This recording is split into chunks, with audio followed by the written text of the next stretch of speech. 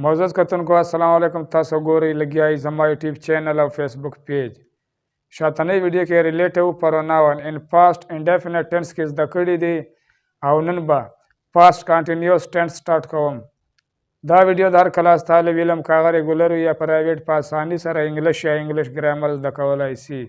राजे से शुरू एकड़ू। स्ट्रक्चर नंबर दरसम past continuous tense. Past continuous tense ता पख्तो ज़ब की फेल माजी जारी उर्तवाई। फेल मतलब दा कार अमल द माजी मतलब दा वक्त कुम वक्त तेर सवई या मुकम्मल सवई। जारी मतलब दा रवान या शुरू या मौजूदा वक्त। नो मोज़ज़ कतन को कुम चे पास्ट कंटिन्यूस टेंस दा पा हागा सेंटेंस या जुमलो या पहीगा वक्त के इस्तेमाली चे कुम कार प्रसवे हम भी और सारा रवान हम भी कागज यव घंटा वतली हुई या यव व्रज वतली हुई या यव म्यास वतली हुई। नो कुम से हवा सेंटेंस या जुमले भी चे दे कार मुकम्मल सवे हम भी और जारी शुरू हम भी। नो बिया आगा सेंटेंस या जुमले पास्ट कंटिन्यूस टेंस की जोड़ेगी। द पख्तो जुमलो नखा या निशाने चिकला द पख्तो जुमलो आखिर था लगियावो लगियावा लगियावम लगियावे लगियावई राशि नोदा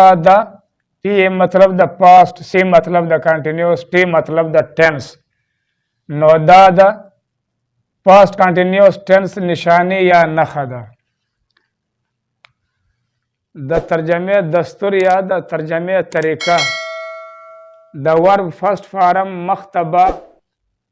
ING ज़्यातवाली बकेगी लका चिकला सेंटेंस या जुमला द पास्ट कंटिन्यूस टेंस भी और ब्या बपके द वर्ब अवलने फारम लगी और द वर्ब सरबा द ING इजाफा या ज़्यातवाली बकेगी। I, he, she, it singular name दैस मतलब द सिंगुलर कुमची वाहिद नुमवी या वाहिद नामावी नो ब्याबा द I, he, she, it singular name साराबा वाज HV हेल्पिंग वर्ब मतलब द नो वाज बा HV हेल्पिंग वर्ब और सर लगेगी चिकला सेंटेंस या जुमला की सब्जेक्ट आई वे या ही वे या शी वे या इट वे या सिंगुलर नेम वे अब द दे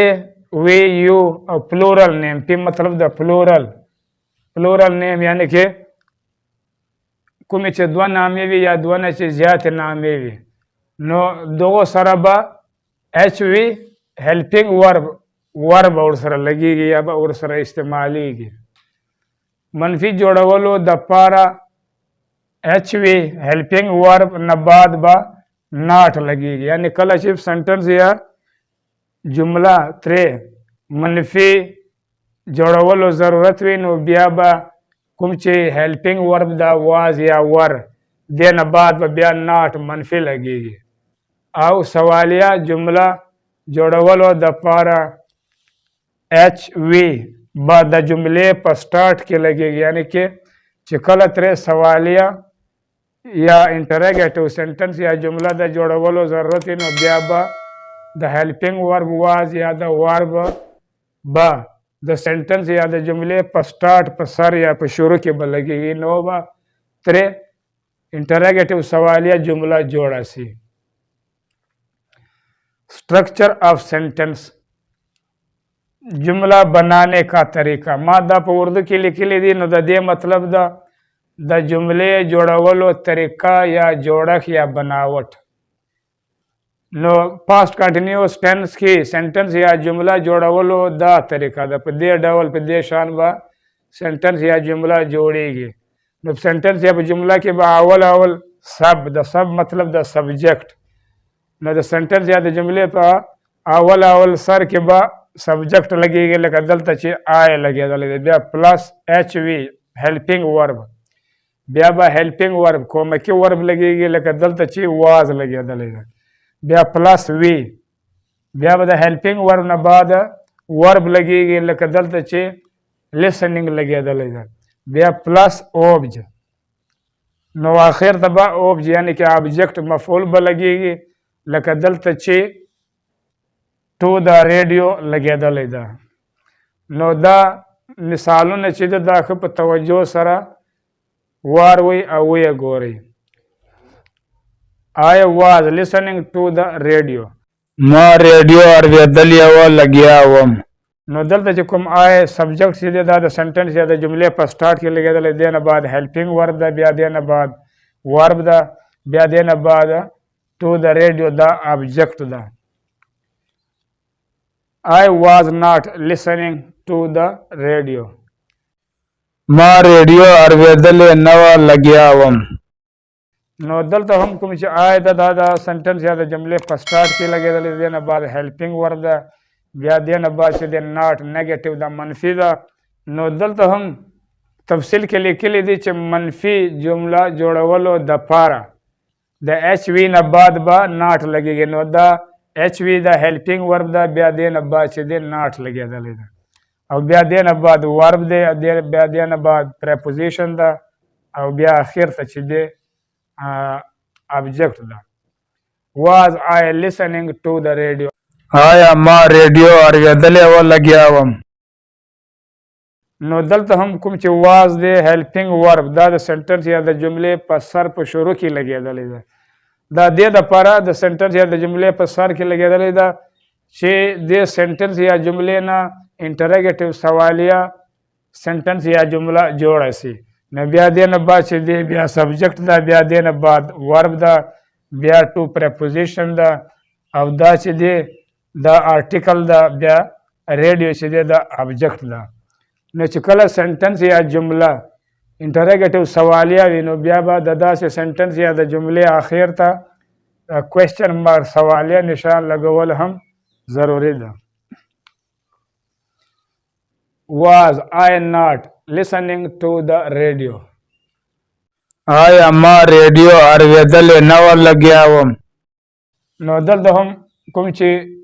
هیلپینګ ورب د واز دا د سنټنس یا د جملې په سټارټ کې لګېدلی ده دې دپاره او دلته ورسره ناټ هم لګېدلی ده نو دې دپاره چې دا سنټنس یا جمله سوالیه انټرګیټیو او نیګیټیو منفي په یو وخت باندې دا سنټنس یا جمله ترې انټرګیټیو سوالیه هم جوړه سي او نیګیټیو منفي هم ترې جوړه سي نو بیا به چې کله داسې سنټنس یا جمله وي لکه دا چې دی چې دا په یو وخت ان ون ټایم هغه انټرګیټیو سوالیه هم ده او نیګیټیو منفي هم ده نو بیا به د داسې سنټنس یا د جملې اخر ته هم دا کوېسچن مارک چې دی نشان چې دی دغه لګول ضروري ده